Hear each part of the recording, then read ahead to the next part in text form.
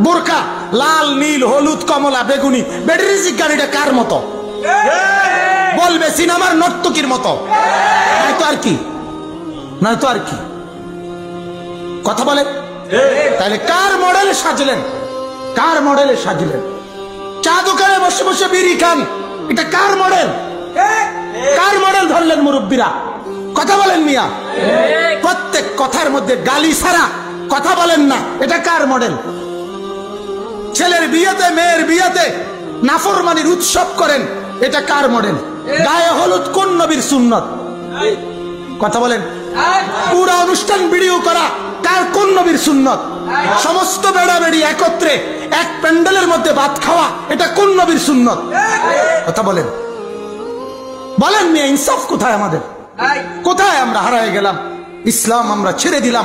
কোরআন আমরা ত্যাগ করে দিলাম রাসূলকে আমরা বিদায় জানাইলাম নবীর 23 বছরকে আমরা প্রত্যাখ্যান করলাম ও নবী মুহাম্মদ লাগবে না তোমার 23 বছর তোমার তায়েফের রক্তের কোনো মূল্য আমার কাছে নাই তোমার দান দান শহীদের কোনো মূল্য আমার কাছে নাই তোমার 14 দিনের পেটে পাথর বাঁধা ক্ষুধার কষ্টের কোনো মূল্য আমার কাছে নাই আমার কাছে বেঈমানের মডেল টেলিভিশনের নর্তকীর মডেল ওদেরটাই সুন্দর এই না জীবন তোমাদের বলেন নাই তো নবী প্রিয় হলো কিভাবে আমাদের কাছে কিভাবে প্রিয় হলো ইনসাফ কোথায় বিবেক কোথায় ইনসাফ কোথায় যে ঘরে আজ 15 বছর টেলিভিশন চলে সে ঘরওয়ালারা কেমনে বলবে নবীকে ভালোবাসে একজন বা আল্লাহর বান্দা দাঁড়াইয়া বলেন না আপনি নবীকে কেমনে ভালোবাসেন যে ঘরে নর্তকী নাচে যে ঘরে নাটক সিনেমা ছাড়া দিন যায় না রাত পার হয় না যে ঘরে নাটক সিনেমার উলঙ্গতা গান বাদ্য ছাড়া জীবন কাটে না সে ঘরওয়ালারা আল্লাহকে ভালোবাসে সে ঘরওয়ালারা রাসূলকে ভালোবাসে যে ঘরে ফজরের নামাজ পড়ে না কেউ সে ঘরওয়ালারা আল্লাহকে ভালোবাসে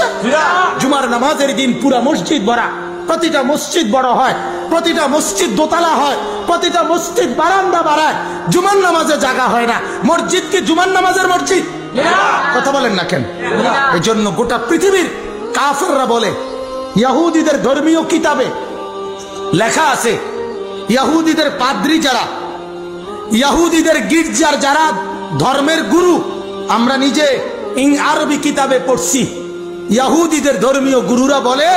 তাদের গির্জার পাদ্রীদের কথা তাদের ধর্মের একটা বাণী হলো মুসলমান যেদিন জুমা এবং ফজর মুসলমানের মুসল্লি যেদিন বরাবর হবে ওরা বলে শোনো সেদিন আর মুসলমানদেরকে কেউ ঠেকাইতে পারবে না আল্লাহর কসম এটা ওদের ধর্মগ্রন্থের কথা এজন্য ওরা কোনোভাবেই ফজরের নামাজের মুসল্লি বাড়াইতে দিবে না এটা ওদের ষড়যন্ত্র কোনোভাবে এজন্য সমস্ত গান সমস্ত মদ সমস্ত জুয়া সমস্ত নেশা সমস্ত অশ্লীলতা সমস্ত গুনার অফার সুযোগ সব রাত যত বাড়ে তত বেশি আয়োজন হয় কেন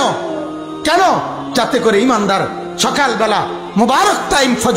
ফজরকে বলা হয় ওয়াক্তুল ইনকিলাব ফজরের ওয়াক্তকে বলা হয় ওয়াক্তুল ইনকিলাব মানে পরিবর্তনের সময় ফজরের নামাজের সময় ভোর বেলায় বেঈমান পরাজিত হয় ফজরের ওয়াক্তে ইমানদার বিজয়ী হয় এটা কোরআন বিশ্বাস করেন এটা কোরআন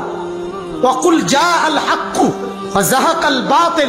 এই আয়াত আল্লাহ তাআলা বলছে হক বিজয়ী হয়েছে বাতিল পরাজয় হয়েছে এই কথাটা বলার আগে ফজরের নামাজ এবং তাহাজ্জুদের নামাজ এই দুই নামাজের কথা বলে এরপরে আল্লাহ এই আয়াত বলছে এজন্য তাফসিরে লিখছে হকের বিজয় বাতিলের পরাজয়ের জন্য ফজরের ইহতিমাম জরুরি। হ্যাঁ